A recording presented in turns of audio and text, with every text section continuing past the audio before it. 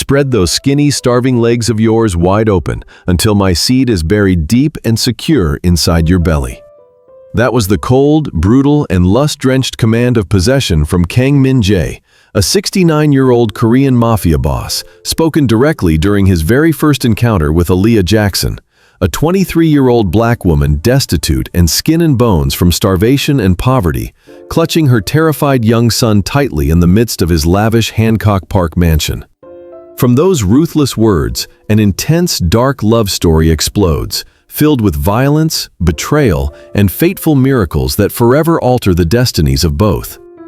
Before we dive into this chilling and mysterious story, please remember to subscribe to the channel Crimson Romance Stories and like this video. Every subscription, like, and share from you is a huge spiritual gift and an incredibly profound source of motivation for the channel's growth, so we can continue bringing wonderful videos every day to everyone. There would be no greater joy than receiving your love and support through the comments you leave right below this video. Comments sharing your emotions or telling us which province or city you're living and working in while listening to this story. Alright, let's continue together and immerse ourselves in this amazing, captivating story that's filled with deep emotions.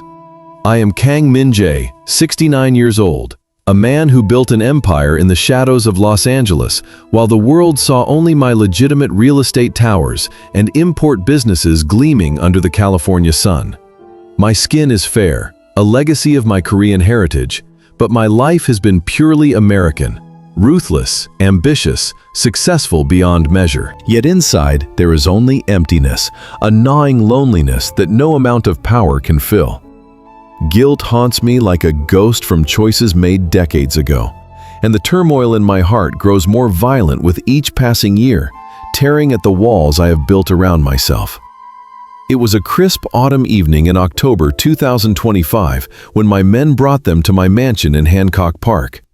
I sat in my study, the room filled with the scent of aged leather and polished mahogany, staring out at the manicured gardens lit by soft floodlights.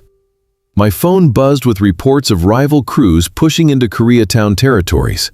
Bold, unexpected skirmishes on the streets where low-level enforcers from a Vietnamese syndicate had cornered one of my collectors just days before. I had intervened personally, stepping out of my armored SUV to stare down their leader until he backed away. But the tension lingered, a reminder that power demands constant vigilance. The door opened, and my most trusted guard escorted in a woman and a small boy. She was Aaliyah Jackson, 23 years old, an African-American single mother from the deepest struggles of South Los Angeles. I had known of her mother's debt for months, $2,200,000 racked up in my underground lending network, money borrowed desperately for cancer treatments, and lost to gambling in a futile bid to stay afloat. Her mother had passed just weeks ago, leaving the burden on this young woman who now stood before me. Aaliyah looked emaciated, her frame thin from chronic hunger, her dark skin dulled by exhaustion and sleepless nights spent worrying over bills and her 4-year-old son, Malik. Her clothes were threadbare, a faded hoodie against the cold winds that swept through unheated apartments, jeans worn thin at the knees from endless shifts at low-wage jobs. Malik clung to her leg, his small face pale with fear and malnutrition. Eyes wide in this opulent world, so far removed from the cramped, leaking public housing they called home. She carried the weight of humiliation in her posture, shoulders slumped from evictions, from food stamps lines, from the despair of watching opportunities slip away in a system that crushed the poor without mercy. I felt it immediately, a violent rupture in my chest, an explosive surge of something fierce and burning. It was possession, raw, consuming, focused on one need above all. This young woman, destitute and powerless, would serve my purpose. But suspicion clouded my mind at first. Was she strong enough? Healthy enough? She lifted her eyes to mine at last, and the dread in them was palpable.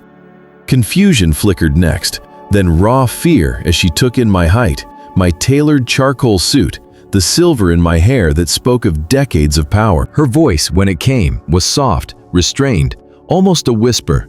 timid in the way only someone young and utterly powerless could be when addressing a man old enough to be her grandfather and infinitely more dangerous. "Please, sir, my mother is gone. I have nothing left. I'll find a way to pay, somehow." Her tone was respectful, restrained, that of someone young addressing an older, infinitely more powerful figure. Malik whimpered, hiding behind her. I leaned forward, my voice calm despite the inner turmoil raging like a storm. "The debt is yours now, Miss Jackson. $2,200,000 does not vanish with death." I paused, watching fear flash across her face, followed by shock and disorientation. She swayed slightly, as if dizziness threatened to overwhelm her, her body numb from the emotional blow. Before I could continue, my phone vibrated urgently. I glanced at the screen, my lieutenant reporting another bold move by the Vietnamese crew. They had blocked one of my delivery routes near Alameda Street, a direct challenge. I excused myself briefly, stepping into the adjacent sitting room to issue orders. "Handle it quietly," I instructed. "No escalation, but make the message clear." When I returned moments later, the contrast between my world and hers hit me anew. While I commanded men and millions with a single call, she stood trembling in borrowed time, her son's future hanging by a thread. Aaliyah's eyes met mine again, cautious now, curious beneath the fear. What do you want from me?" she whispered, her voice trembling. I stood, towering over her, my heart pounding with that fierce need I could not yet name beyond legacy. The guilt gnawed deeper. How many lives had my empire indirectly crushed? Yet here was a chance to secure my line, twisted as it was. "I will erase the debt entirely," I said quietly. "In return, you will marry me." Her face drained of color, shock giving way to deep disorientation, then pain that made her clutch Malik tighter. Tears welled, but she held them back, her poverty's raw humiliation evident in the way she lowered her gaze. I stepped closer, voice dropping low and unyielding. "You will belong to me, completely. I need a strong son to carry my bloodline, and your body will do that." She flinched as though struck, confusion deepening into horror. "I do not care what you think," I continued coldly. "You are young, healthy, your womb is still good, enough to bear the heir I want." Her breath hitched, dizziness returning as she backed away a step, Malik whimpering louder. "Do not pretend to resist," I said, tone hardening. "You are only a means for me to have an heir. When it is done, you will live in comfort. If not, do not blame me." Tears spilled now, silent and desperate. She shook her head, voice barely a whisper. "Please, no." I stood in the grand foyer of my Hancock Park mansion, the marble floors cool beneath my Italian leather shoes, the crystal chandelier above casting a warm but impersonal glow across the space. The air carried the faint scent of fresh orchids arranged that morning by my staff. Orchids flown in from Hawaii, a luxury I barely noticed anymore. Outside, the Los Angeles night pressed against the tall windows, the distant hum of the city a constant reminder of the empire I had built and the isolation it had brought me. Aaliyah Jackson entered flanked by two of my men, little Malik clutched tightly in her arms now, his small face buried against her shoulder. She looked even more fragile under the bright light, her dark skin ashen from exhaustion, cheekbones sharp from months of skipped meals, eyes ringed with the purple shadows of sleepless nights spent listening for eviction notices or creditors at the door. Her hoodie was zipped high against an imaginary chill, though the mansion was kept at a perfect 72 degrees. The humiliation of her circumstances was written in every hesitant step, every downward glance. She had nothing left, no family, no savings, no hope. And now she stood in my world, a world of private security gates, armored vehicles, and wealth measured in the hundreds of millions. I felt the surge again, that explosive, burning wave crashing through my chest. It was love, immediate, fierce, irrational. My heart pounded with a violence I had not known since youth, a passionate attachment that both terrified and electrified me. How could this broken young woman, this stranger carrying the weight of unimaginable hardship, ignite such fire in a man who had long believed himself beyond feeling? Guilt twisted alongside it, gnawing, relentless remorse for the system I had helped perpetuate, the loans that crushed lives like hers. My inner turmoil roared louder. I was the architect of her despair, yet I wanted nothing more than to shield her from every cold wind that had ever cut through her thin walls. She lifted her eyes to mine at last, and the dread in them was palpable. Confusion flickered next, then raw fear as she took in my height, my tailored charcoal suit, the silver in my hair that spoke of decades of power. Her voice, when it came, was soft, restrained, almost a whisper, timid in the way only someone young and utterly powerless could be when addressing a man old enough to be her grandfather and infinitely more dangerous. "Sir, please, I don't understand why I'm here." Malik whimpered, sensing his mother's terror. Aaliyah shifted him higher, her thin arms trembling from the effort. I saw the dizziness pass over her face, a momentary loss of balance as the reality of her surroundings pressed in. She swayed slightly, and one of my guards reached to steady her. She flinched at the touch, a reflex born of too many harsh encounters with authority. I raised a hand, dismissing the guard. "Leave us," I said quietly. The men withdrew, closing the heavy oak doors behind them. Now it was just the three of us in this vast space that suddenly felt too large, too empty. I took a step closer, careful not to crowd her. "Miss Jackson," I began, my voice low, controlled, though inside I was anything but. "Your mother's debt has fallen to you. $2,200,000. That is the reality." Her breath caught. Shock widened her eyes, then deep disorientation as the numbers sank in. Tears welled instantly, but she blinked them back with a desperation that tore at me.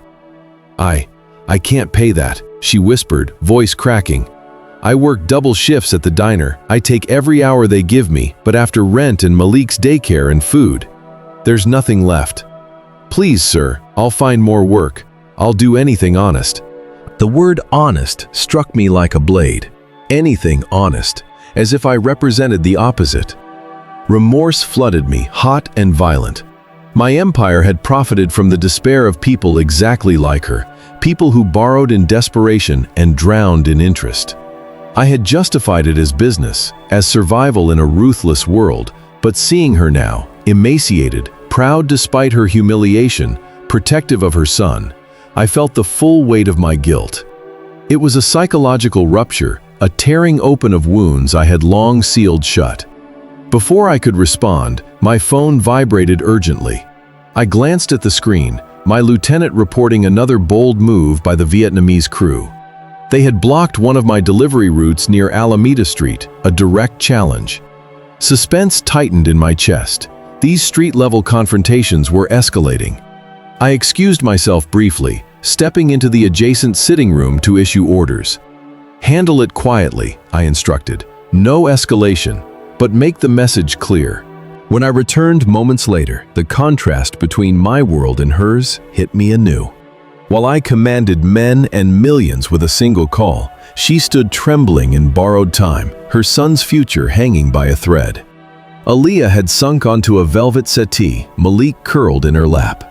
She looked up as I re-entered, caution in her gaze now, mixed with a flicker of curiosity despite the fear. You're Mr. Kang," she said softly, respectfully. "I've heard the name. People in my neighborhood, they talk." I nodded, moving to stand before her, not looming, though my height made it inevitable. The passionate love surged again, overwhelming, almost painful in its intensity. I wanted to drop to my knees, to promise her the world, to erase every night she had gone hungry. Instead, I kept my voice steady. "I am offering you a way out," I said. "Marry me, and the debt disappears. You and your son will never want again. You will have security, comfort, protection."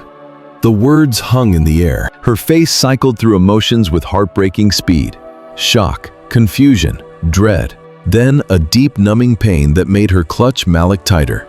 Dizziness returned. She closed her eyes briefly, steadying herself. When she opened them, tears finally spilled over. "Marry you," she repeated, voice barely audible, timid and disbelieving. "But why me? I'm nobody. I have nothing to give." "You have everything," I wanted to say. You have the power to end my loneliness, to quiet this violent turmoil inside me." Instead, I knelt, slowly, carefully, so our eyes were level. The gesture surprised even me. "Because I choose you," I said simply. The truth was far more complex, far more consuming, but it was all I could offer in that moment. Outside, tires screeched on the street beyond my gates. Another unexpected confrontation. My security team radioed in. Rival spotters circling the block, testing my defenses. Danger pressed close, a reminder that my world was never safe. I stood swiftly, the protective instinct flaring hot. No one would touch them, not while I breathed. Aaliyah watched me, fear deepening, but beneath it something new. Curiosity, perhaps the faintest glimmer of hope battling despair. She was destitute, powerless, crushed by cruel misfortune, yet in her eyes I saw strength, a quiet resilience that made my heart ache with fierce, burning love. I reached out, not touching her, but offering my hand. "You do not have to decide tonight," I said gently, "but know this, as long as you are here, no one will harm you or your son. Not creditors, not rivals, not the cold world that has treated you so unfairly." She stared at my hand, manicured, steady, a hand that signed deals worth fortunes, as if it belonged to another planet. Slowly, hesitantly, she placed her trembling fingers in mine. The contact sent fire through me, an emotional peak so sharp it bordered on pain. Her skin was cold, calloused from labor, yet it felt like salvation. In that quiet moment, amid the chaos of rival threats circling outside and the violent turmoil raging within me, I knew this woman and her child would change everything. My wealth, my power, my empire, they meant nothing compared to the overwhelming need to protect her, to love her with a passion I had never believed possible. And in the depths of my fractured soul, a new conflict began. How to deserve her when everything I was had helped create the suffering she endured. I led Aaliyah and Malik upstairs myself, past the sweeping staircase with its carved mahogany banister, past walls lined with original artworks that could fund 1,000 lifetimes of comfort. My security team watched silently, knowing better than to question my actions. The guest wing on the second floor was prepared, a suite larger than most apartments in South Los Angeles, with soft lighting, a king-size bed piled high with down pillows, an adjoining room already fitted with the child's bed, and toys I had ordered delivered that afternoon. Everything was perfect, pristine, untouched by the harshness of the world outside. Yet as I opened the door for her, the contrast struck me like a physical blow. Aaliyah paused on the threshold, her thin frame silhouetted against the hallway light, Malik asleep now against her shoulder from sheer emotional exhaustion. She looked around the room with wide, disbelieving eyes, eyes that had known only peeling paint, leaking roofs, and the constant dread of shut-off notices. The plush carpet under her worn sneakers, the ensuite bathroom with its marble counters and heated floors, the view of illuminated gardens through floor-to-ceiling windows. It was all too much. I saw dizziness wash over her again. She swayed, clutching the doorframe for balance, her breath coming in shallow, uneven bursts. "Sit," I said gently, guiding her to an armchair by the window. She obeyed without protest, sinking into the cushions as though her body had forgotten what real comfort felt like. Malik stirred but did not wake. I knelt once more, bringing myself to her level, my heart pounding with that fierce, burning love that refused to diminish. It was growing stronger, more violent in its intensity, clashing against the remorse that clawed at my insides. How many people like her had I indirectly ruined? How many nights had my lending operations kept mothers awake, calculating impossible interest while their children slept hungry? "I will have food brought up," I told her. "Whatever you and the boy need. Rest tonight. We will speak again in the morning." She nodded numbly, fear still dominant in her expression, but now laced with cautious curiosity. "Thank you, sir," she whispered, voice soft and restrained, respectful in a way that twisted the knife deeper. She was 23, I was 69. The gap in power, in experience, in everything was a chasm. I left her then, closing the door softly behind me. The lock engaged with a quiet click, an electronic security measure, not a prison bolt, but it might as well have been. Downstairs, in my study, I poured a glass of Yamazaki whiskey, the amber liquid catching the firelight from the hearth. The turmoil inside me had reached a new peak. Guilt, desire, protectiveness, all warring in a storm that threatened to tear me apart. I had offered marriage as salvation, but was it not another form of control? Another injustice dressed in silk. My phone lit up again, reports of another street confrontation. This time, the Vietnamese crew had cornered one of my runners near a warehouse in Vernon, demanding tribute for passing through their territory. Bold, reckless, I stepped onto the terrace, the cool October night air sharp against my skin, and made the call. "Send the message," I ordered calmly. "No blood, just presence." Within minutes, 3 of my SUVs rolled out, headlights cutting through the darkness. I watched the security feeds as my men arrived, 6 figures in dark suits stepping out, surrounding the rivals without a word. The standoff lasted less than 5 minutes. The Vietnamese backed down, engines revving as they retreated. Power asserted, danger averted. Yet the suspense lingered, a reminder that threats were never far. Back inside, I could not settle. Sleep eluded me. Instead, I found myself outside the guest suite door near dawn, listening to the faint sounds within. Malik's soft breathing, Aaliyah's restless turning. I pictured her lying in that vast bed, emaciated body finally warm, yet mind racing with dread and confusion. The image fueled the passionate fire in my chest, an overwhelming need to hold her, to promise her forever, to erase every humiliating memory of food banks and eviction courts. Morning came gray and overcast. I had breakfast delivered personally. Fresh fruit, eggs, pancakes with maple syrup, oatmeal, juices. Simple American comforts alongside some Korean banchan I thought a child might try. When I knocked and entered, Aaliyah was sitting on the edge of the bed, Malik playing quietly with a stuffed bear someone had left. She had showered. Her hair was damp, skin glowing slightly from proper soap and hot water for the first time in who knew how long. But the shadows under her eyes remained. The thinness of her wrists as she reached for Malik spoke of deeper deprivation. She stood quickly when I entered, cautious, respectful. "Good morning, sir." "Good morning, Aaliyah." I set the tray down. "Eat, both of you." Malik eyed the food with open wonder, but Aaliyah hesitated, suspicion flickering. "Why are you doing this?" she asked softly. "Really?" I sat in the armchair across from her, the weight of the moment pressing down. The inner conflict raged, remorse for what I was about to confirm, love so fierce it hurt. "Because the debt must be settled," I said, "and because I can offer you and your son a life free from fear." Her face paled, dread returned full force, then shock as understanding dawned. "You meant it," she whispered. "About marrying you." Yes, the word hung heavy. Disorientation swept over her. She gripped the bedpost to steady herself, dizziness evident. Tears filled her eyes again, spilling over this time. "But I'm nothing. I live paycheck to paycheck, if there is a paycheck. I've been hungry so many nights I stopped counting. Malik's clothes come from donation bins. We've slept in my car when the landlord changed the locks. How can you want someone like me?" Each confession was a dagger to my heart.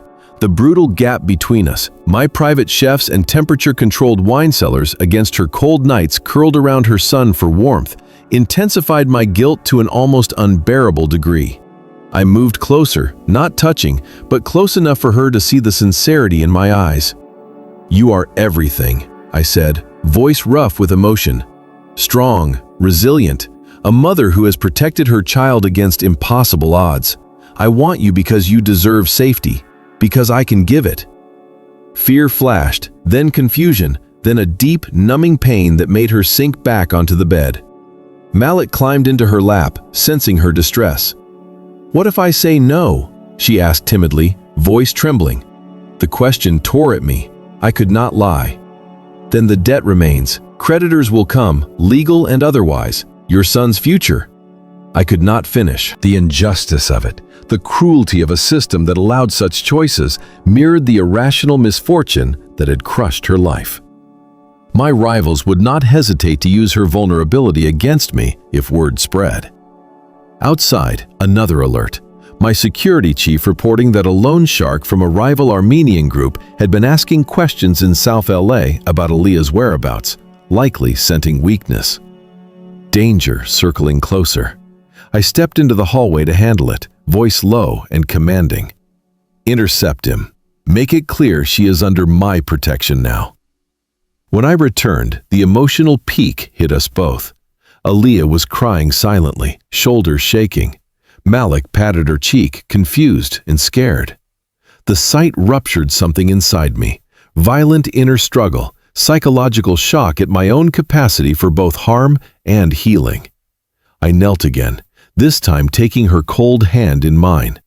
The contact sent fire through me, the passionate love surging to new heights. "You do not have to love me," I said quietly. "Not now, perhaps not ever. But marry me, and I swear on my life, no one will ever hurt you or Malik again.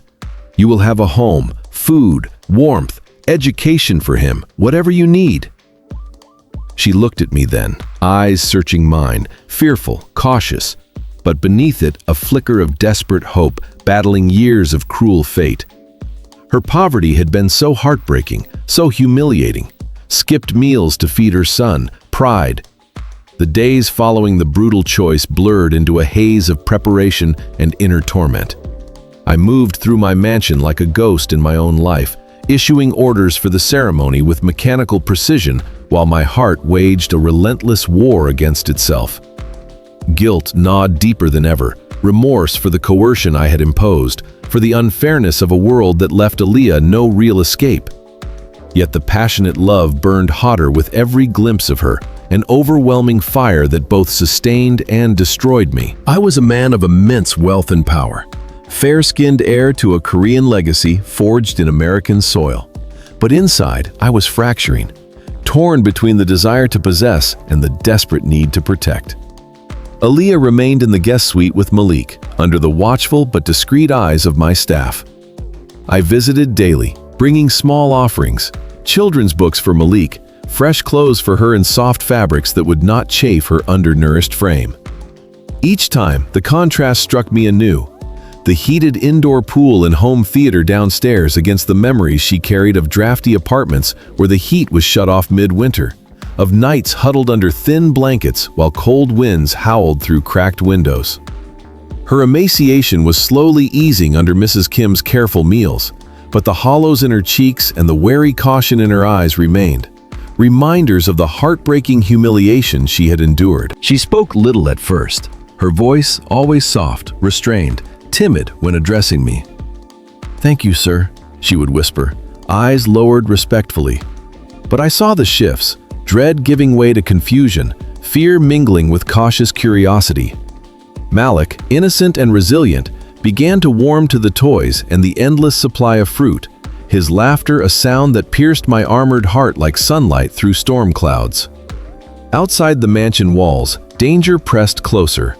The rival Vietnamese crew grew bolder, staging unexpected street-level confrontations almost nightly. One evening, as I reviewed security footage in my study, an alert came. They had blocked a shipment of legitimate imports at a dock in San Pedro, demanding a cut. I drove there myself, the armored Escalade cutting through the foggy night, my driver silent beside me. When we arrived, 6 of their men stood in the floodlights, arms crossed, defiant. I stepped out alone, my presence enough. Words were exchanged, low, tense, no hands raised. They backed down eventually, engines roaring as they fled, but the suspense lingered like smoke. These skirmishes were tests, probes for weakness, and now, with Aaliyah under my roof, any weakness could prove fatal. Back home near midnight, I found myself outside her door again. Quiet voices drifted through, her soft murmur reading a bedtime story to Malik. The tenderness in her tone ignited the fierce love anew, a burning surge that left me breathless. I wanted to burst in, to promise her the stars, to kneel and beg forgiveness for the cold bargain I had forced. Instead, I retreated to my empty bedroom, the vast king bed, a symbol of my loneliness. The ceremony was set for a quiet Friday in late October 2025. I chose the courthouse downtown, private, efficient, no spectacle. A judge owed me favors. The paperwork was handled discreetly. I ordered a simple white dress for Aaliyah, knee-length, elegant, but understated, delivered with shoes that fit perfectly. For myself, a dark suit with subtle hanbok-inspired silk lining, a nod to heritage amid American formality. On the morning of the wedding, I knocked on her suite door. Mrs. Kim answered, nodding respectfully before stepping aside. Aaliyah stood by the window, dressed already, the white fabric contrasting beautifully with her dark skin. She looked ethereal, yet fragile, thinner still in places, though her eyes held a new steadiness. Malik sat on the floor coloring, oblivious to the weight of the day. She turned as I entered, fear flashing first, then deep confusion. "It's really happening," she whispered, voice timid, almost lost. "Yes," I said, the word heavy. My inner turmoil peaked, violent emotional tension as guilt and love collided. "If you wish to refuse even now." She shook her head quickly, dizziness passing over her features as she gripped the windowsill for balance. "No, I can't risk Malik. The creditors, they'd take everything. Or worse." Her voice broke on the last word, pain raw and numbing. Tears threatened, but she held them back, the emotional rupture evident in her trembling lips. I stepped closer, the passionate attachment surging so fiercely I had to clench my fists to keep from reaching for her. "You will never regret this," I promised, voice rough. "I swear it." Caution flickered in her eyes, curiosity beneath it. She nodded, respectful as always. "I believe you mean that, sir." The drive downtown was silent. Malik in the back seat clutching a new toy truck, Aaliyah beside him staring out at the city she had only ever known from its harshest angles. We passed billboards for luxury brands I owned stakes in, skyscrapers I had financed, while memories of her life, eviction notices taped to doors, food stamp lines in the rain, cold nights walking miles because bus fare was short, hung unspoken between us. At the courthouse, only the judge, a clerk, and two of my trusted men as witnesses. No flowers, no music, no joy. The room was sterile, fluorescent lit. Aaliyah walked the short aisle alone, Malik in her arms now awake and confused by the solemnity. She stopped before me, eyes meeting mine with a mix of dread and disorientation. The judge spoke the words mechanically. Vows were simple, civil. When I slid the ring onto her finger, a platinum band with a single flawless diamond, she trembled, shock widening her eyes at the weight of it. Her hand was cold, thin, calloused from years of labor. The contact sent fire through me, love exploding in my chest with violent intensity. "I do," I said clearly when prompted. Her turn came. Voice soft, restrained, barely audible. "I do." We were pronounced married. I leaned in for the brief kiss required, her lips cool, trembling against mine. It was not passion, not yet, but the contact seared me nonetheless, an emotional peak of tenderness amid the coldness. Afterward, in the hallway, another confrontation intruded.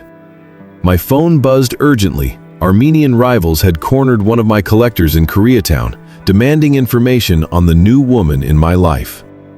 Word traveled fast. Danger escalating. I stepped away briefly, voice low and commanding over the line. "Extract him. Send reinforcement. Make it clear she is untouchable." When I returned, Aaliyah watched me with heightened curiosity now, fear tempered by the realization of my power. Back at the mansion, a quiet lunch waited, grilled salmon, rice, vegetables, apple pie for Malik. She ate slowly, as if expecting it to vanish. Malik chattered innocently, calling me Mr. in his small voice. The normalcy felt absurd against the unfairness of how we had arrived here. Later, alone in the garden while Malik napped, Aaliyah approached me hesitantly. "What happens now, sir?" she asked timidly. I turned, the burning love overwhelming. "Now you are safe, forever." I reached out, brushing a strand of hair from her face, the first voluntary touch since the kiss. She did not flinch, though surprise and confusion flickered. Inside, my turmoil raged on, remorse for the coldness of the day, fierce determination to warm it with time. The wedding had been necessity, but the quiet moments of reflection promised something more, a chance to transform coercion into choice, debt into devotion. And as the sun set over Los Angeles, painting the sky in hues of orange and purple, I vowed silently to earn what I had taken.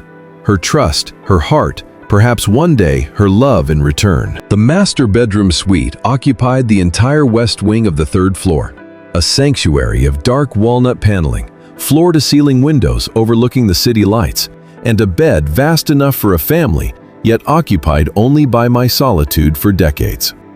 I had the staff prepare the adjoining dressing room as a temporary nursery for Malik, complete with a crib, soft lighting, and a baby monitor linked to every room. Mrs. Kim would stay close tonight, a grandmotherly presence Aaliyah could trust. When we returned from the courthouse, the house was quiet, the evening sky over Los Angeles deepening into indigo. Malik, exhausted from the strange day, had fallen asleep in the car. I carried him upstairs myself, his small body light as a feather in my arms, a heartbreaking reminder of the malnutrition that had stunted his growth. Aaliyah followed silently, her white dress slightly rumpled now, the diamond on her finger catching the hallway lights like a shackle rather than a promise. Mrs. Kim met us at the nursery door, taking Malik with practiced gentleness and whispering that she would sit with him until morning. Aaliyah lingered in the doorway, watching her son being tucked in, fear and confusion etched deep in her features. When the door closed softly, she turned to me, dread rising visibly, shoulders tensing, breath quickening. I opened the double doors to the master bedroom and stepped aside, letting her enter first. The room was warmed by a gas fireplace, the king bed turned down with fresh linens, a silk nightgown laid out in pale ivory, simple, modest, chosen with care. A tray waited on a side table, chamomile tea, fresh strawberries, small sandwiches. Nothing ostentatious, nothing demanding. Aaliyah stopped just inside the threshold, eyes sweeping the space. Shock widened them, then disorientation as the sheer scale pressed in. The walk-in closet larger than her old apartment, the ensuite bathroom with its soaking tub and heated marble floors. Dizziness struck. She reached for the back of a velvet chaise, steadying herself as emotional numbness threatened to swallow her whole. The contrast was cruel in its clarity. This palace of wealth against the cold winds that had once whipped through broken windows while she and Malik shared a single blanket on a sagging mattress. I don't know what to do," she whispered, voice soft, timid, restrained. The respectful sir hovered unspoken now that we were married, but the power imbalance remained, heavy as gravity. My heart tore itself in two directions. The passionate love surged, fierce, burning, almost violent in its need to pull her close, to warm every chilled memory with my body. Yet remorse crashed against it like waves on rock. I had brought her here through coercion, stripped her of choice on what should have been a night of tenderness. Guilt gnawed deeper than ever, a relentless inner conflict that left me raw. I closed the doors behind us, the click echoing. Outside, my security feeds showed movement. Another bold probe by the Armenian faction.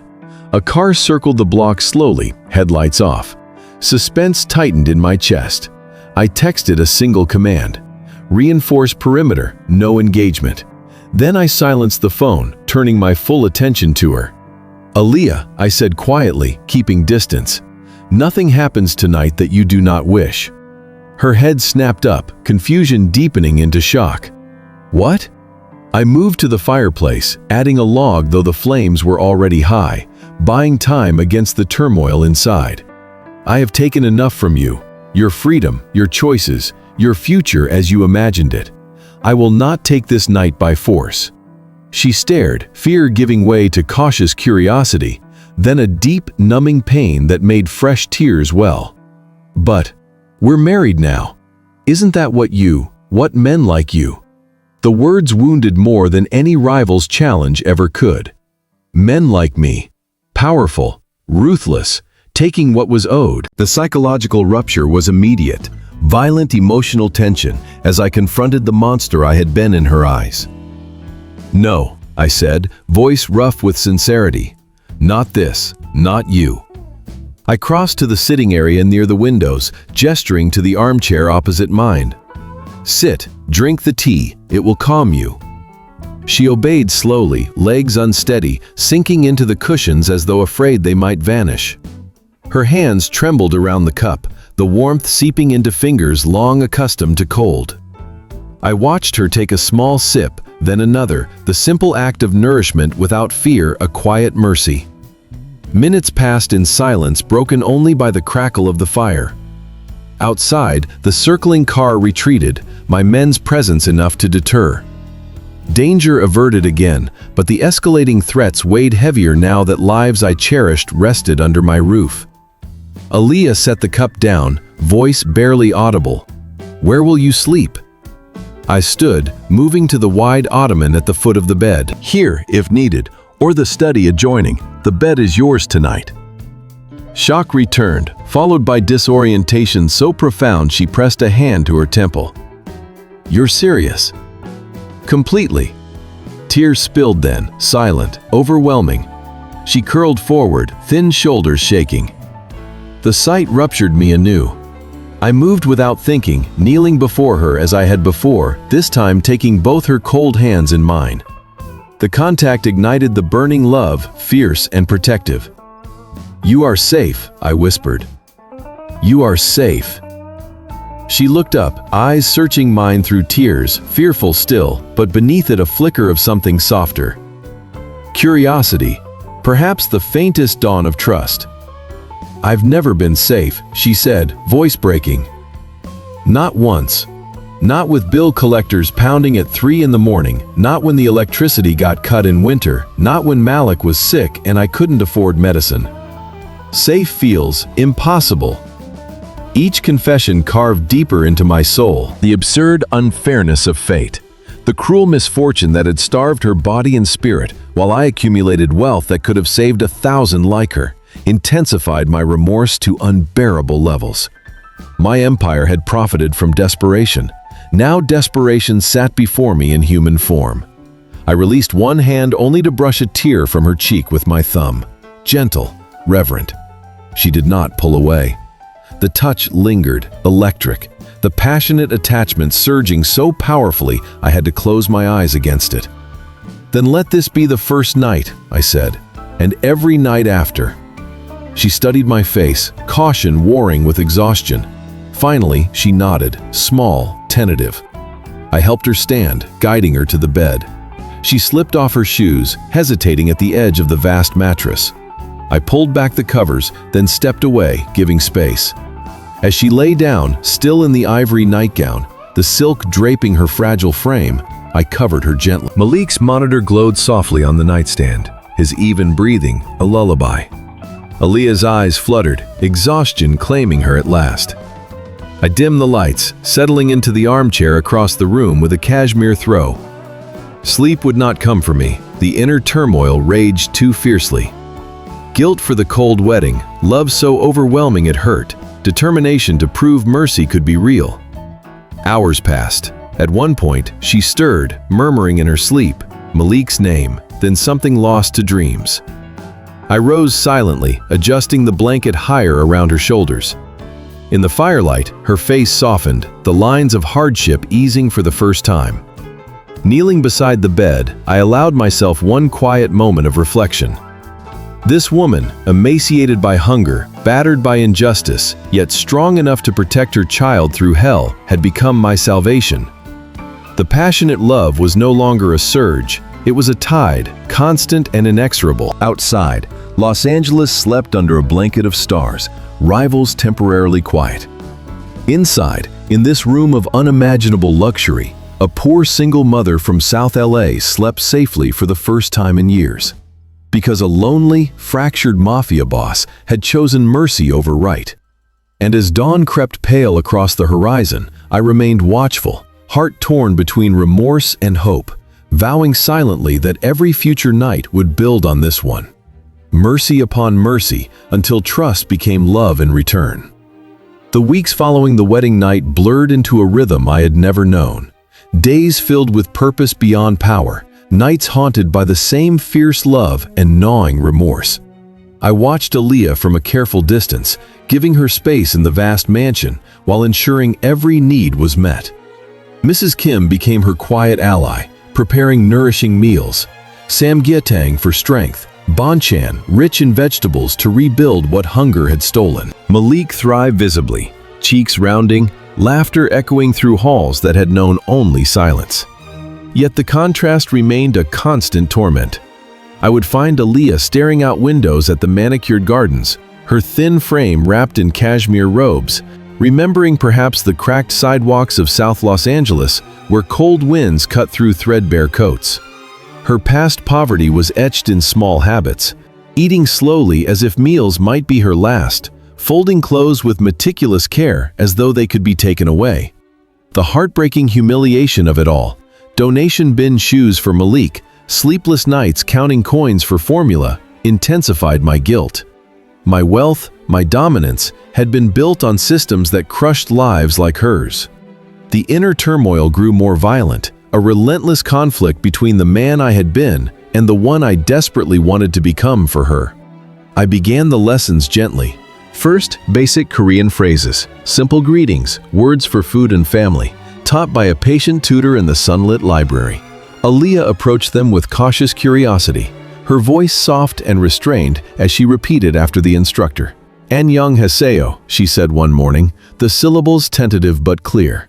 Malik mimicked her, giggling. The sound ignited the burning love anew, fierce and protective. More importantly, I arranged daily taekwondo sessions with Mr. Park, a former champion now in my employ. The private gym in the basement was equipped with everything: padded floors, heavy bags, mirrors reflecting determination. I explained it to her not as control, but as empowerment. "The world is not always kind," I said quietly. "You should know how to protect yourself and Malik." She nodded, fear flashing at first. Memories, perhaps, of street dangers she had navigated powerless. But curiosity won. She arrived in borrowed workout clothes, emaciation still evident in the way fabric hung loose, yet her eyes held a spark. Mr. Park was firm but respectful, starting with basics: stance, balance, simple blocks. Aaliyah stumbled at first, dizziness from lingering weakness threatening her equilibrium. But she persisted, sweat beading on her forehead, breath coming in determined bursts. I watched from the doorway sometimes, heart pounding with passionate pride. Each kick, each strike, built strength not just in body, but in spirit. Outside, rival threats escalated. One afternoon in mid-October 2025, as Aaliyah practiced forms in the gym, my phone buzzed urgently. The Vietnamese crew had staged a bold confrontation in Koreatown, blocking a street near my flagship real estate office, their vehicles idling menacingly. Clients whispered, tension thick. I drove there myself, the Escalade weaving through traffic, my mind split between danger and the woman waiting at home. When I arrived, 8 of their men loitered on the sidewalk, leader front and center. Words were sharp but measured, no hands raised. I stepped out, presence alone shifting the air. "This is my territory," I said calmly. "Move along." Standoff lasted minutes, suspense electric, until they relented, tires screeching as they departed. Power held, but the chaos reminded me how fragile safety was. Returning home, I found Aaliyah in the garden with Malik, helping him chase butterflies. She looked up as I approached, caution in her gaze turning to quiet concern. "Everything okay?" she asked softly, respectfully. "For now," I replied, the lie bitter. I sat on the bench beside her, the passionate love surging at her nearness. "How was training?" She hesitated, then smiled faintly, the first I had seen. "Hard, but good. I feel stronger already." The words were a balm and a blade. Stronger because of me, yet stronger perhaps against the world I represented. Remorse twisted deeper. Evenings brought quiet tenderness. We dined together often, simple American fare blended with Korean comforts, grilled steaks alongside kimchi, macaroni for Malik. Aaliyah's Korean improved rapidly. She began understanding snippets of staff conversations, eyes widening in surprise. One night, she overheard guards discussing a minor debt collection. Nothing cruel, but enough to remind her of her past. She went pale, numbness washing over her features. Later, in the library, she confronted me timidly. "Those men, they're scared of you." I set down my book, inner conflict raging. "They respect me." Fear flickered in her eyes, then deep confusion. Respect or fear? There's a difference. The question tore at me. Psychological shock at how accurately she pierced my world. I moved closer, kneeling to her level. "I am trying to change that," I said, voice rough. "For you, for Malik." Curiosity deepened, pain softening. She reached out hesitantly, touching my hand. The contact sent fire through me, love exploding fiercely. Another confrontation came days later. Armenians this time, ambushing a courier near downtown. I intervened personally again, the street-level standoff tense under sodium lights. My men flanked me, their leader backed down after heated words. Danger receding, but escalating overall. Home late, I found Aaliyah waiting in the foyer, worry etched deep. "You could have been hurt," she whispered, voice trembling. The concern ruptured me, emotional peak of tenderness amid chaos. I pulled her gently into an embrace, the first she allowed fully. She stiffened at first, then relaxed, head against my chest. Her thinness was still evident, but strength growing. "I will always come back," I murmured, "to you." In quiet moments of reflection, watching her practice taekwondo, seeing her laugh with Malik over a children's book in broken Korean, the burning love anchored me. Suspicion had faded. In its place, cautious trust bloomed. Yet the turmoil intensified. Remorse for the unfairness that had brought us here. Determination to build something real from coercion. Her past, crushing poverty. Irrational injustice of a system that let children go hungry while I owned towers. Drew tears even from my guarded eyes in solitary nights. As October waned, Aaliyah landed her first solid kick on the heavy bag, the thud echoing satisfaction. She turned to me, breathless, eyes shining. "I did it!" Pride and love surged overwhelmingly. I crossed the gym, cupping her face gently. "You are remarkable," I said. For the first time, she leaned into my touch, fear yielding to something warmer. The strength we were building was not just physical. It was the foundation for everything yet to come. Time compressed in those final weeks of October 2025, each day layering new strength onto Aaliyah, while my inner world fractured further under the weight of love and remorse. Her body changed subtly, cheeks filling out from consistent meals, muscles defining under skin once stretched tight over bone. Taekwondo had become ritual.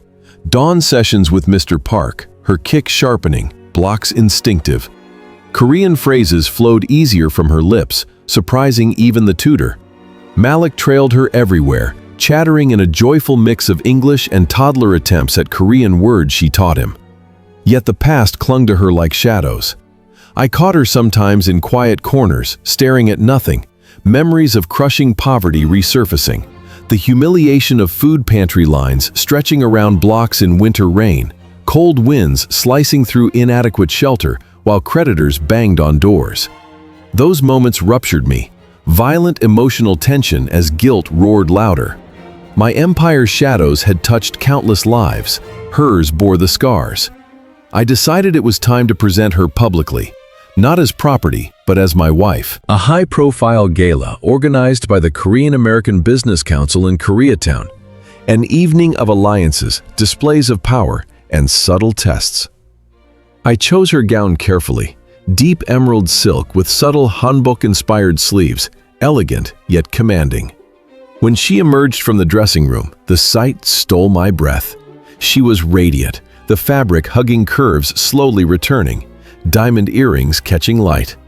Malik, in a tiny tuxedo, clapped in delight. Aaliyah touched the silk hesitantly, caution in her eyes. "This costs more than I made in a year," she whispered, voice soft and restrained. "You deserve far more," I replied, the burning love surging fiercely. I offered my arm. She took it, fingers trembling slightly against my sleeve. The drive to the venue was tense. Outside, rivals grew bolder. Minutes before we left, reports came of an unexpected street confrontation. Vietnamese enforcers tailing one of my vehicles near Olympic Boulevard. A deliberate provocation. I handled it from the car, voice calm over encrypted line. Escort them out, no engagement. The standoff resolved quickly, my SUVs boxing them in until they retreated. But suspense lingered, danger circling ever closer. The gala was held in a grand ballroom downtown, crystal chandeliers glittering over tables of influential Korean Americans, developers, importers, politicians in all but name. Heads turned as we entered, whispers rippling. The age gap, her background, rumors had spread. I felt Aaliyah tense beside me, dread flashing before she steadied herself with a breath learned in Taekwondo. We moved through the crowd, my hands steady at her waist. Introductions were polite on surface, calculating beneath. Older men eyed her with approval, women with cool assessment. Then he approached, Victor Han, a younger rival boss in his 50s, handsome in youth but hardened by ambition. His smile did not reach his eyes. Kang, he greeted in Korean, then switched to English for her benefit. Your new wife, so young, so unexpected. The insult landed subtly, charity case, trophy from the wrong side of town. Aaliyah's grip tightened on my arm, fear flickering, then confusion as she processed the slight. Victor turned to her directly, eyes roaming appreciatively. Tell me, dear, what does a girl from South LA see in a man old enough to be her grandfather? The room quieted nearby, attention sharpening. Suspense thickened. This was a test not just of her, but of me.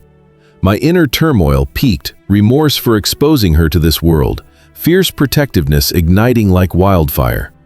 Aaliyah drew a slow breath, posture straightening with the discipline Mr. Park had drilled. Her Korean, practiced daily, emerged clear and steady. I see a man who commands respect without needing to belittle others to feel powerful, she said. Perhaps you should try it. Silence fell, then murmurs, shock, amusement. Victor's face froze, anger flashing before he masked it with a forced laugh. I could not contain it. Genuine laughter rumbled from my chest, pride and love exploding in a burning wave. My wife, I announced, voice carrying, handles herself admirably. Remember that. We moved on. Victor left humiliated.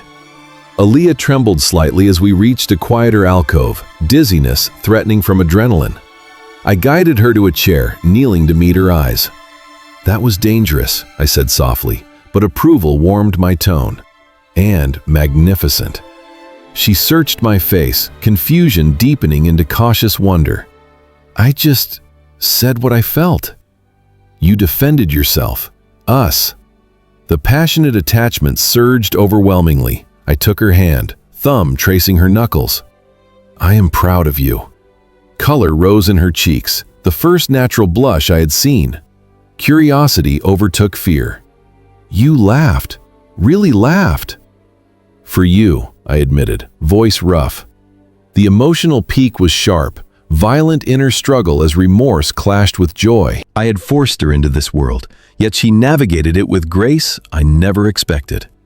Later, another confrontation intruded.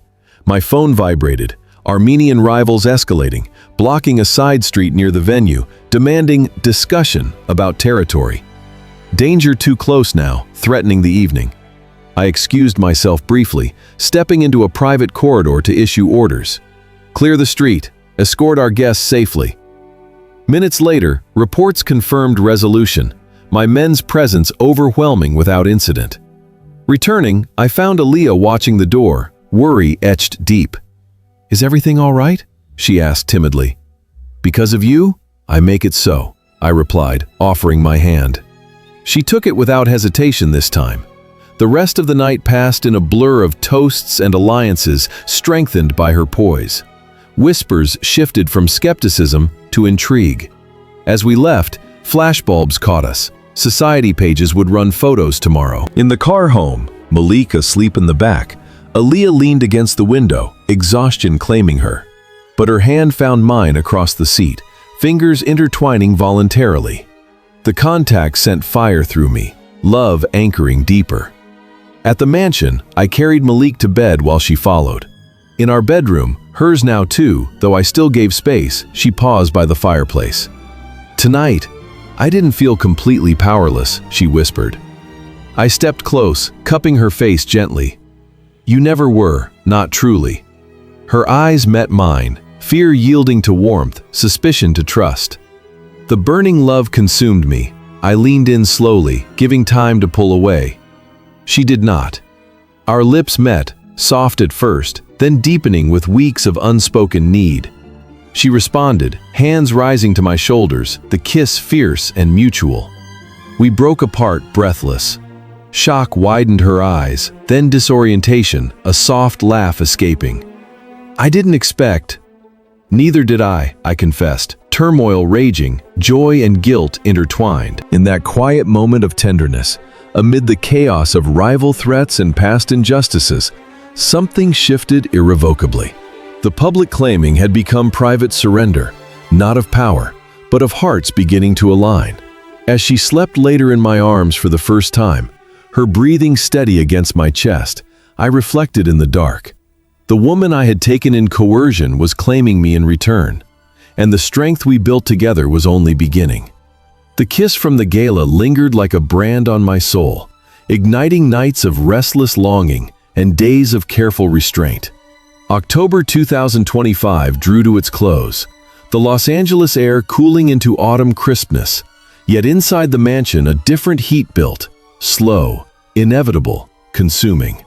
Aaliyah moved through the rooms with growing confidence, her steps surer from Taekwondo, her Korean fluent enough now to laugh at Malik's mispronunciations, her body filling out the clothes I had tailored for her. The emaciation that had once broken my heart was fading, replaced by soft curves and a glow that came from regular meals and unbroken sleep.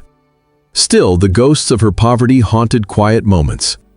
I would find her folding laundry with unnecessary precision, habits born of fearing loss, or staring at the stocked pantry as though expecting it to empty overnight. Those reminders fueled my remorse, a violent inner storm. How many nights had she gone hungry to feed Malik? How many cold winds had whipped through inadequate walls while I dined on meals prepared by private chefs? The guilt gnawed relentlessly, clashing against the passionate love that surged hotter with every glance, every accidental brush of hands. We began sharing evenings more intentionally. Dinners on the terrace overlooking the city lights, bulgogi sliced thin and grilled, fresh kimchi, cornbread for comfort, soju poured carefully. Malik ate early and retired with Mrs. Kim, leaving us alone under strings of soft lanterns. Conversation flowed deeper, Aaliyah asking about my childhood in Korea before immigration, me drawing out stories of her dreams before hardship crushed them. She spoke timidly at first, voice soft and respectful, but curiosity grew, fear yielding to genuine interest. One stormy evening, near the end of the month, rain lashing the windows, we retreated to my private study. Thunder rolled as she read aloud from a book of Korean poetry I had given her, stumbling over archaic words. I corrected gently, leaning close to point at the page. Our hands brushed, electric, deliberate this time. She did not pull away. The air thickened. I set the book aside, turning to face her fully. "Aaliyah," I said, voice rough with weeks of restraint. Her eyes met mine, caution lingering, but beneath it a mirror of my own desire. Confusion flickered, then shock as I cupped her face, thumb tracing her cheekbone. The burning love exploded, fierce and overwhelming. I kissed her slowly, giving every chance to retreat. She froze for a heartbeat, dizziness evident in the way she swayed, then responded with a hunger that matched mine. Her hands rose to my shoulders, gripping fabric as though anchoring herself against the storm inside and out. The kiss deepened, desperate, mutual, weeks of tension unraveling in passion. We moved without words to the wide leather sofa before the fireplace. Rain pounded harder, thunder masking her soft gasps as my hands learned the curves starvation had hidden. She trembled, not from fear now, but from intensity, from the emotional rupture of being wanted, cherished, after years of being invisible. I worshipped her slowly, reverently, drawing out every response until she arched against me, whispering my name for the first time without "sir." When we came together, it was raw and tender, her body yielding yet claiming, mine surrendering power for the first time in decades. After, she lay against my chest, breath ragged, tears slipping silently.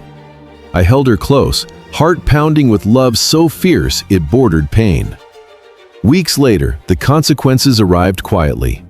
Aaliyah missed her cycle, then another. She visited the private doctor I arranged, returning pale, eyes wide with shock and deep disorientation. In the garden, Malik playing nearby, she approached me hesitantly. "I'm infertile," she whispered, voice breaking. "From malnutrition years ago, complications after Malik. The doctor said it's permanent." The words struck like lightning. My dream of an heir, the original justification for this marriage, shattered. Yet the passionate love did not waver. If anything, it burned hotter.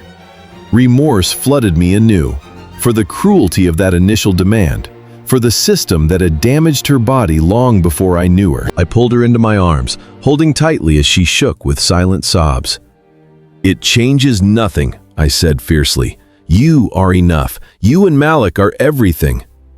She clung to me, confusion and pain numbing her features.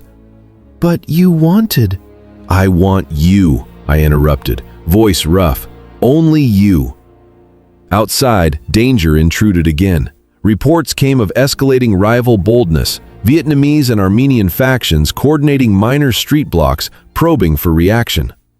One afternoon, as Aaliyah practiced advanced forms in the gym, a confrontation erupted near my downtown offices. I drove there through pouring rain, arriving to find their vehicles idling defiantly. The standoff was tense, words sharp under umbrellas, but my presence shifted balance. They dispersed without incident, but the chaos escalated, threats closer to home. Returning soaked, I found Aaliyah waiting, worry deepening her eyes.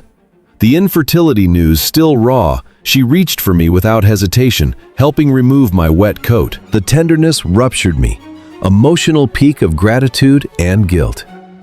That night, we lay together in the master bed, her choice now, not mine alone. Thunder rumbled distantly. She traced patterns on my chest, voice soft. I never thought I'd feel safe enough to want this, to want more.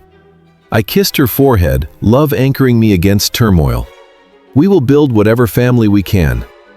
Quiet reflection followed. Her past of heartbreaking deprivation, skipped meals, cold nights curled around Malik for warmth, against my wealth that could now shield them forever. The absurd unfairness of fate, that poverty had stolen her fertility while I had everything, intensified my remorse to tears I hid in the dark. Yet in her arms, the passionate awakening felt like redemption beginning. Suspicion gone, fear transformed, the love between us, born in coercion, now burned freely, fiercely, mutually. As rain softened a drizzle, I held her closer, vowing silently to prove every day that she was my miracle, heir or no heir. The final days of October 2025 carried a deceptive calm, the city draped in golden leaves and crisp air, while storm clouds gathered unseen. Aaliyah and I had settled into a rhythm of closeness, nights spent in shared passion, mornings watching Malik play in the garden, afternoons with her training or language practice. The infertility diagnosis hung between us like a shadow, yet it had only deepened the fierce love burning in my chest. She was enough, more than enough. But remorse gnawed relentlessly, for demanding an heir in the first place, for the cruel misfortune that had scarred her body long before she ever met me.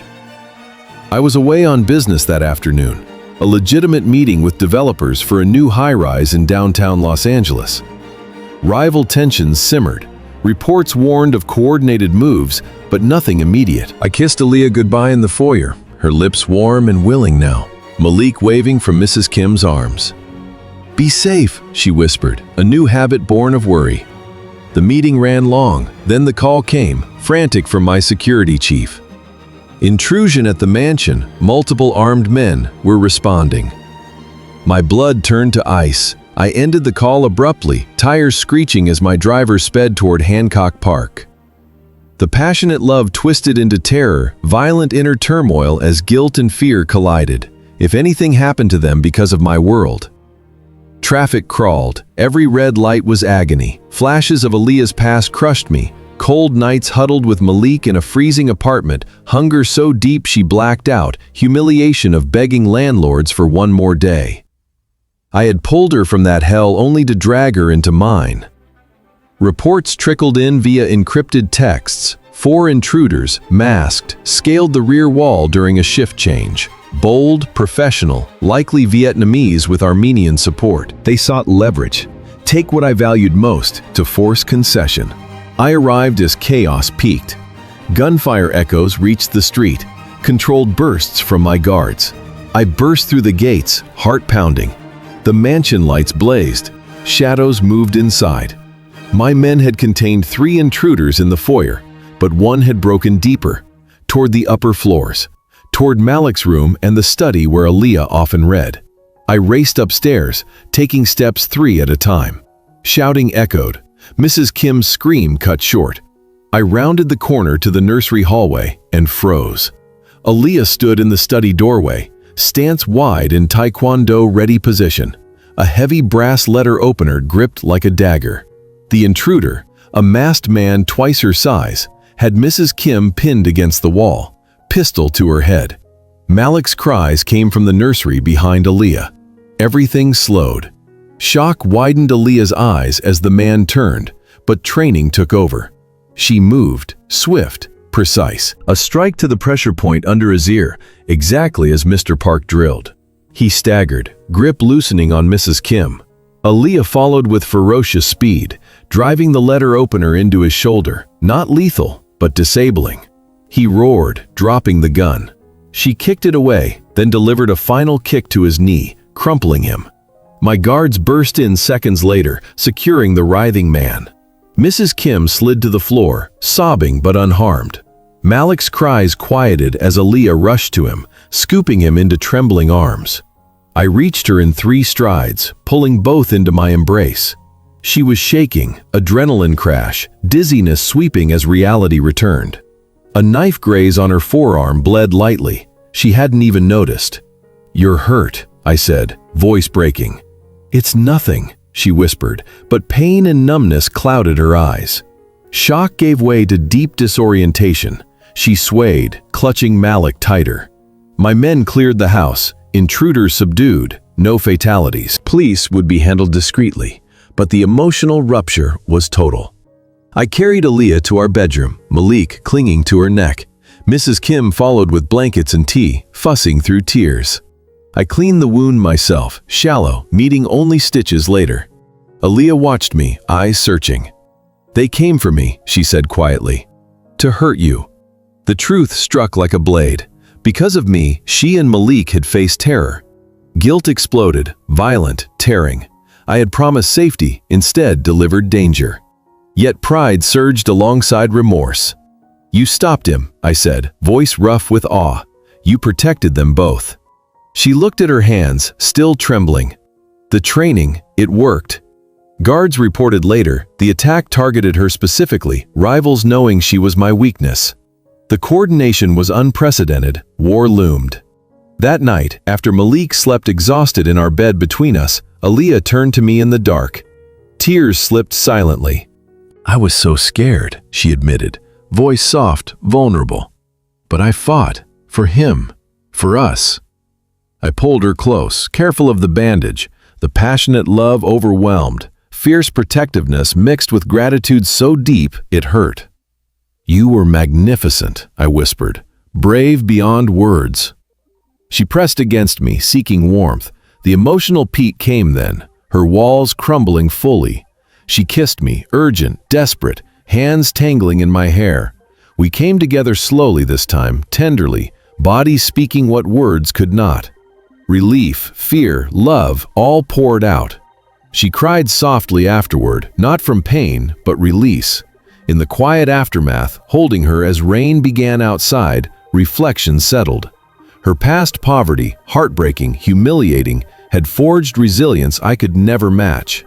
Cold winds, empty cupboards, sleepless nights guarding her son, yet she had emerged fierce. My turmoil intensified, remorse for endangering her, determination to end this cycle. I would dismantle threats, shift power to legitimate channels. For her, for Malik, for the family we were becoming, heir or not.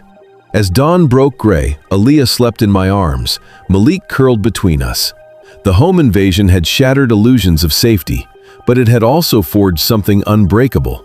Her trust, our bond, the passionate love now mutual and chosen. And in that fragile peace, I vowed silently, no one would touch them again. The aftermath of the invasion left the mansion unnaturally quiet, as though the walls themselves held their breath. Late October 2025 had turned raw, winds rattling windows like warnings.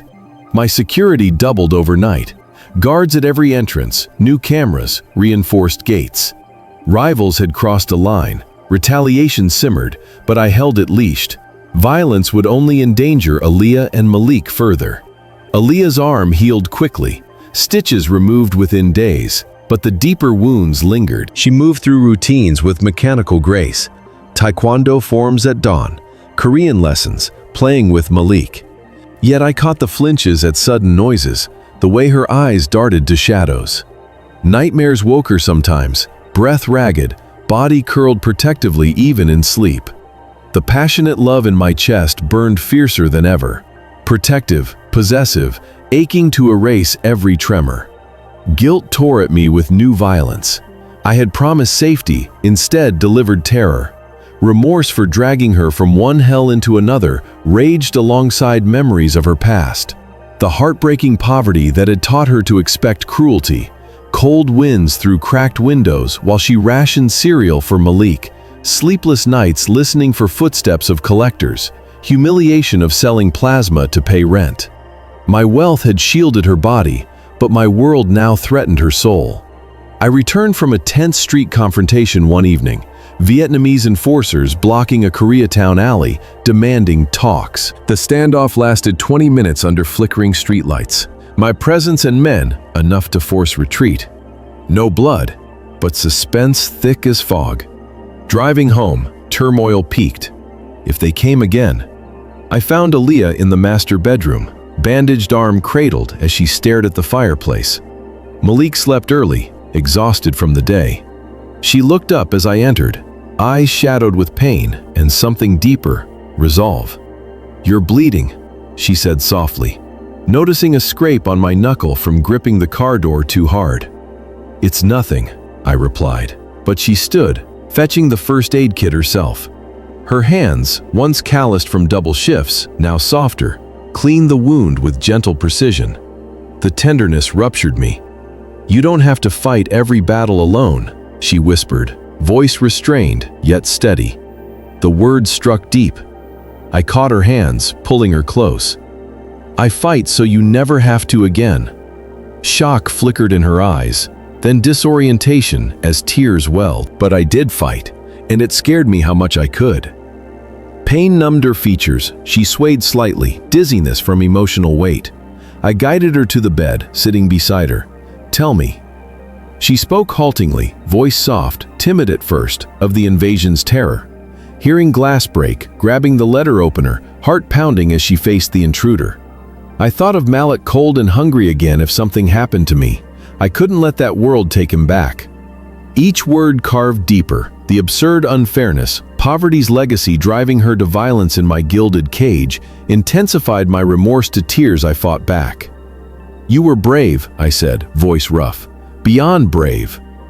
She looked at me then, fear yielding to raw vulnerability. "I don't want to be brave anymore. I want to be safe, with you." The confession was an emotional peak, violent inner struggle as love and guilt collided. I cupped her face, kissing her slowly, reverently. She responded without hesitation, hands sliding under my jacket, pulling me closer. The kiss turned urgent, weeks of fear and closeness unraveling. We undressed each other with trembling hands, hers from lingering adrenaline, mine from overwhelming need. Skin to skin, I traced every curve starvation had once stolen, worshiping what hardship had tried to break. She arched into my touch, gasped soft and trusting. When we joined, it was slow, deliberate, healing rather than claiming. Tears slipped down her cheeks, not pain but release, as she whispered my name like a prayer. After, wrapped in sheets, fireplace crackling, she rested her head on my chest. I was so afraid to feel this, she admitted quietly. After everything, hunger, cold, losing hope, I thought wanting someone would only hurt more. I stroked her hair, love anchoring me against turmoil. I will never let hurt touch you again. She lifted her head, eyes searching. Promise? With everything I am, quiet tenderness settled, balanced by reflection on cruel fate. Her past deprivation against my power to shield, yet power that had invited danger. I began quiet moves, shifting assets, distancing from riskier operations. For her. Another confrontation came days later, Armenians testing near a warehouse, vehicles idling aggressively. I arrived swiftly, standoff tense but resolved peacefully, my reputation still commanding respect. Returning, I found Aaliyah waiting, arms open. The pattern repeated, danger outside, surrender inside. In those stolen moments, emotional surrender deepened. She initiated touch now, fingers tracing my scars from old battles, kisses soft and spontaneous. Suspicion long gone, fear transformed to fierce attachment mirroring mine. One night, rain lashing again, she confessed fully, "I love you." Voice timid yet sure. The words ruptured me, joy and remorse exploding. I held her tightly, tears finally falling. "I have loved you since the first moment," I whispered, "and I will spend every day proving worthy." As October ended, winds howling like omens, we lay entwined, her body warm against mine, Malik's monitor silent with peaceful breathing.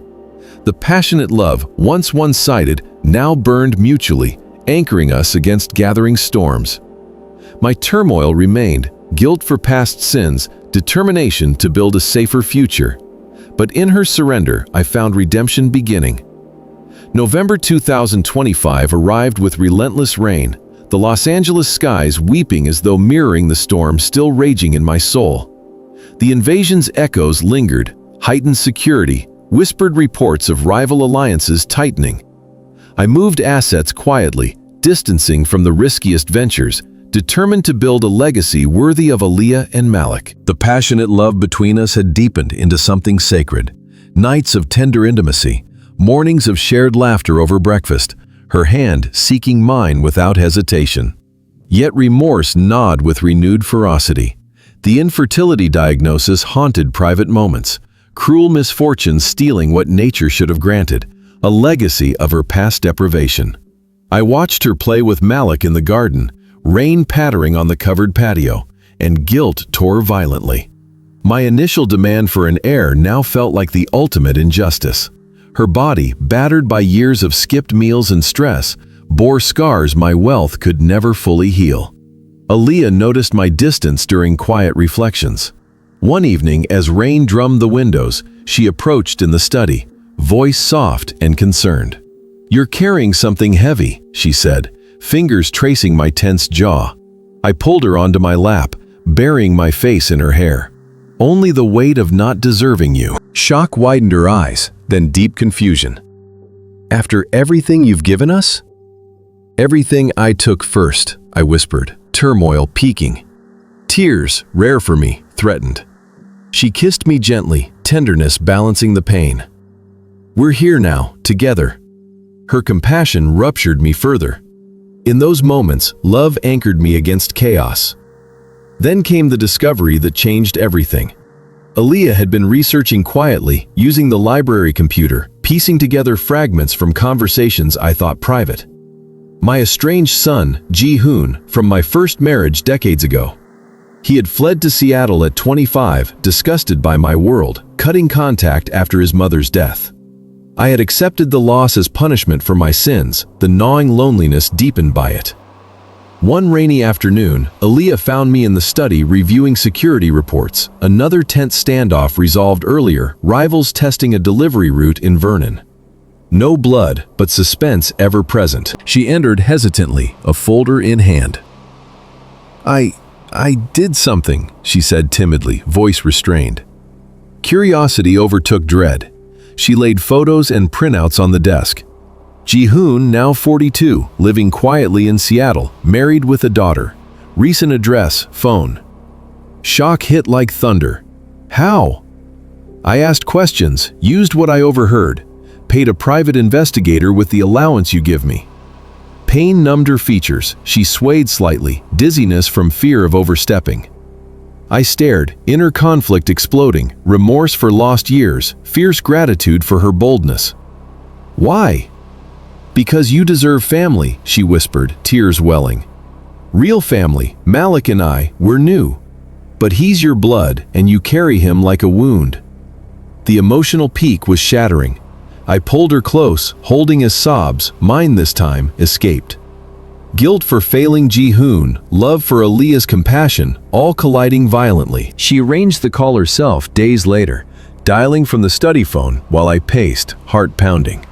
Ji-hoon's voice, older, wary, answered. Father? The word undid me. We spoke haltingly, regrets, silences, tentative bridges. He agreed to visit.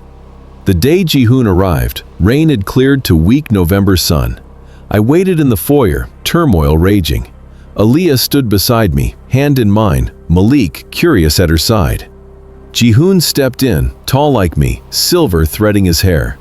Eyes met mine, pain, anger, then softening. We embraced awkwardly, decades dissolving in silence. Over tea in the garden room, conversation flowed, slow, healing. He spoke of his life, his daughter. I spoke of changes, of stepping back. Then he turned to Aaliyah. You did this. She nodded timidly, voice soft.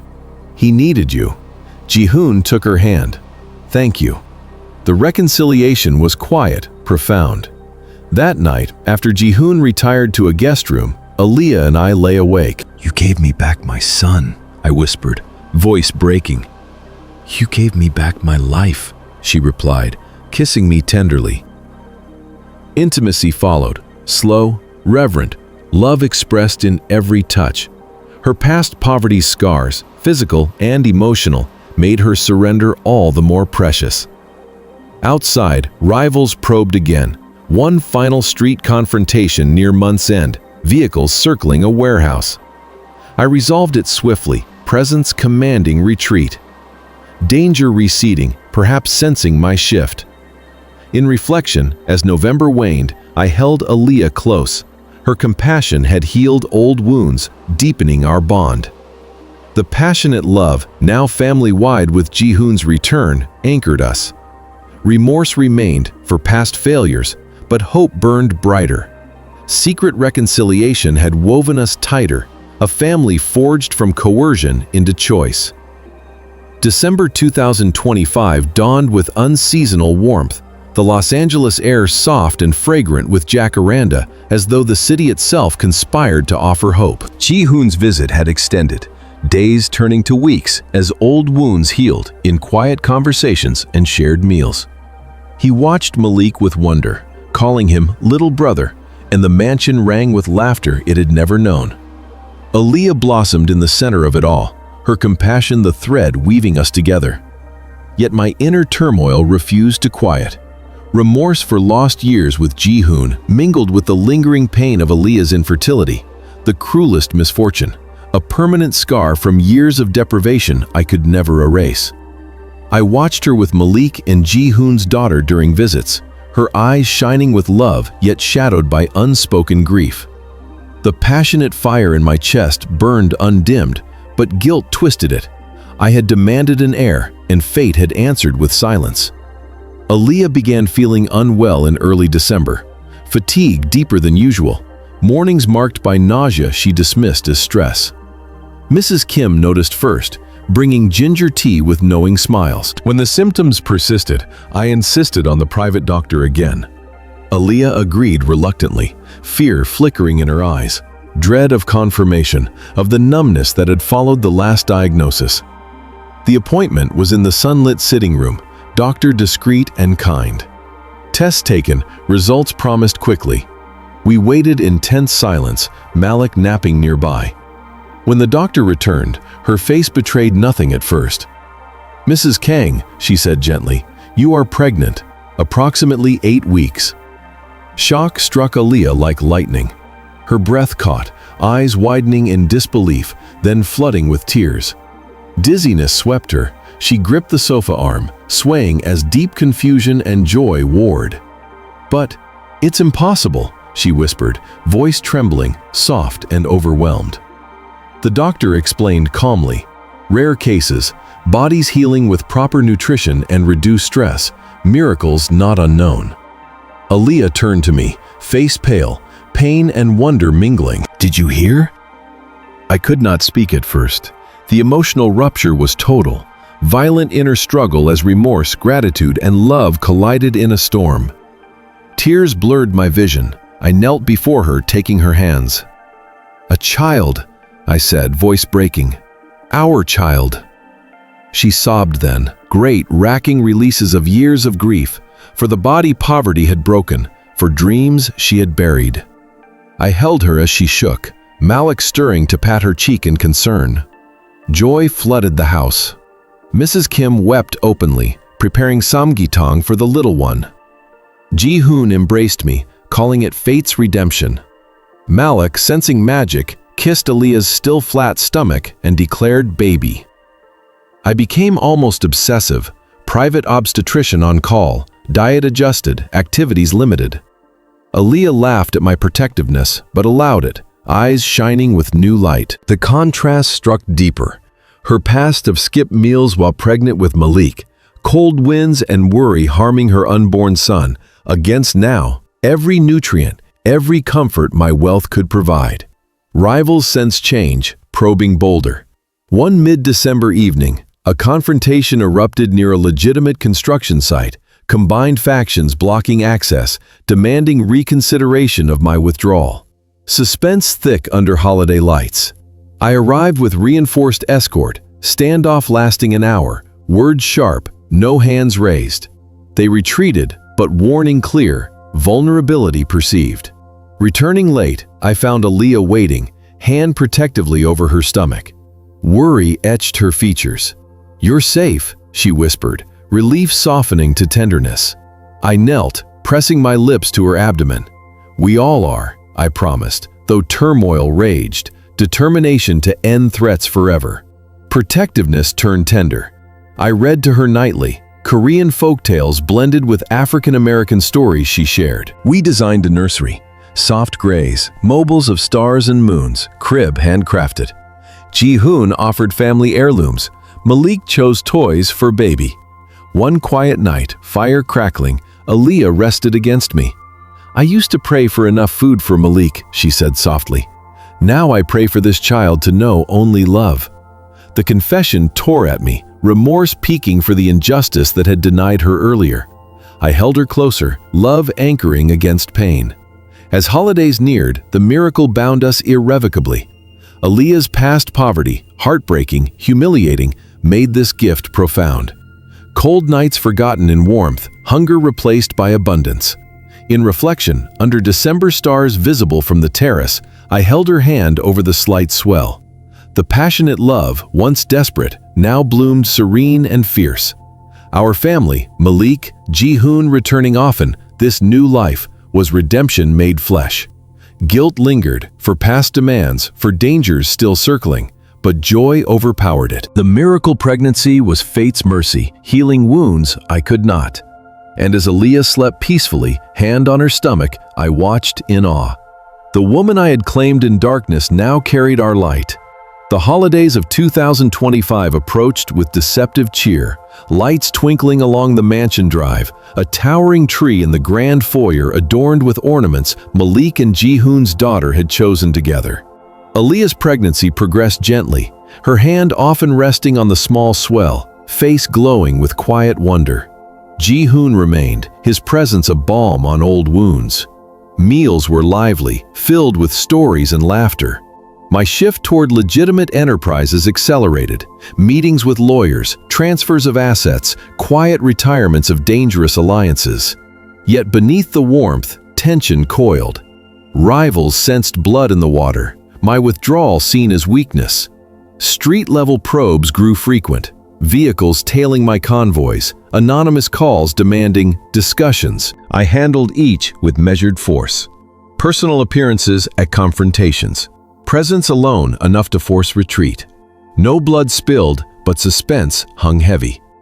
My most trusted lieutenant, Park Min-jae, brother in all but blood for 40 years, stood at my side through every standoff. We had risen together from nothing, his loyalty the one constant in a ruthless world. I confided in him about the pregnancy, the changes, trusting his counsel as always. The betrayal struck on a cold December evening, days before Christmas. I was downtown resolving another bold confrontation, combined factions blocking a legitimate shipment at the port, idling trucks in deliberate provocation. The standoff dragged under floodlights, words sharp across the asphalt. My men flanked me, rivals backed down eventually, engines revving in frustrated retreat. Victory, but hollow, danger escalating. I returned home late, exhaustion weighing heavy.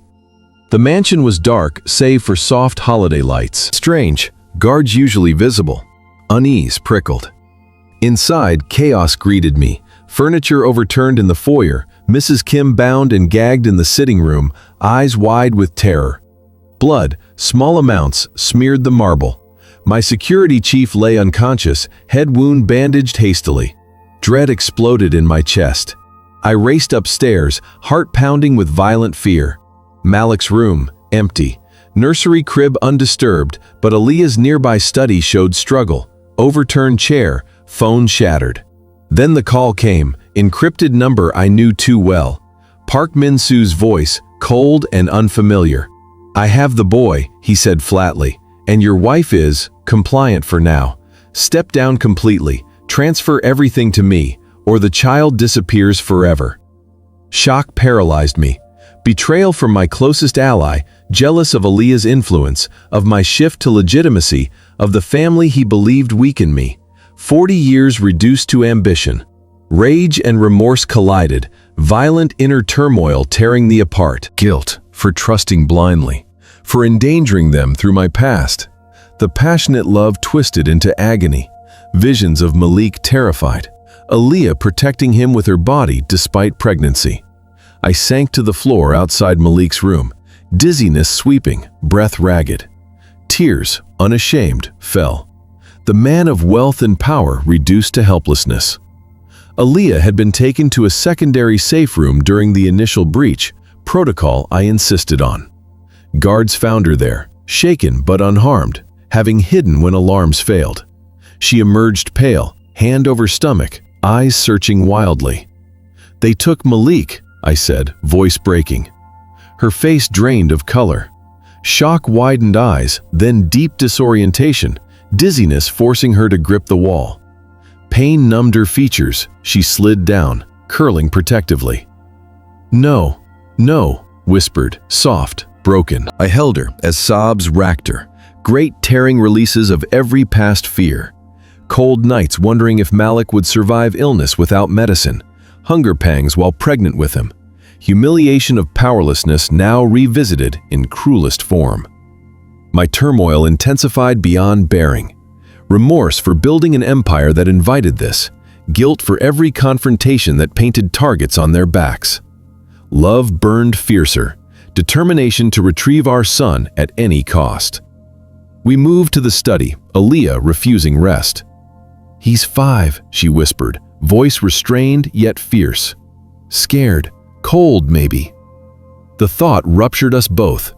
I issued orders, trusted remaining men mobilized, trackers activated on Malik's watch.